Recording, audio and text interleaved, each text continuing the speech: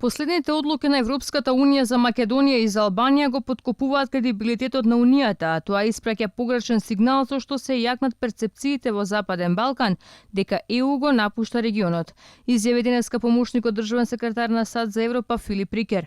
На заедничката пресконференција со премиерот Зоран Заев во рамки на Преспа форумот, Рикер со сериозни критики за односот на Европската Унија кон регионов ги повика земјите членки да ја одржат првата меѓувладена седница без одложување за преговорите на Македонија. Последните одлуки го подкопуваат кредибилитетот на Европската Унија. Тоа испраќа погрешен сигнал и се зајакнуваат перцепциите дека во Западниот Балкан дека Европската Унија го напушта регионот. Јас не верувам во ова, меѓутоа затоа го поддржуваме почетокот на преговори за членство со Европската Унија од страна на Северна Македонија. Многу јасно ова го изразивме во многу прилики. Вината за неуспешниот обид за добивање на датум за преговори, премиерот Зоран Заев ја припиша на Европската Унија. Од форумот во Охрид ги искритикува европските челници дека не го исполниле ветувањето. Заев вели дека нема да отстапи од изнаоѓањето заеднички прифатливо решение со Бугарија, засновано врз европски вредности и стандарди.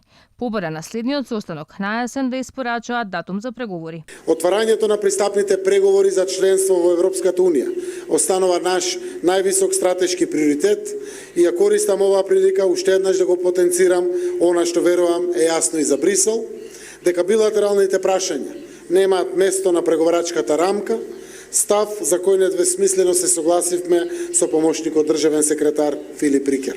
Словеничкиот претседател Бурут Пахор, чија земја го презема следното 6-месечно преседавање со Унијата, порачува дека е подготвен на се за да биде деблокиран процесот на интеграција на Македонија, па дури и да разговара со бугарските власти. Предупреди дека нема да поддржат никакви промени на границите. Забавувањето на проширувањето ја ослабнува довербата во Европската Унија во овој регион, остава простор за национализам како и за влијание на трите земји. Побрза интеграција на земјите од Западниот Балкан ќе ги подкопа наивните но опасни идеи за промена на граници. Критики на адреса на Европската Унија за неуспешниот обид за тргање на бугарското вето стигнаа и од поранишниот еврокомесар за проширување Јоханес Хан. Од дводневниот форум во Охрид и македонскиот претседател Стево Пендаровски замери на Европската Унија. Порача дека кога станува збор за Македонија и нејзиниот пат кон европското семејство, Европската Унија не е способна сама да го предводи изодувањето.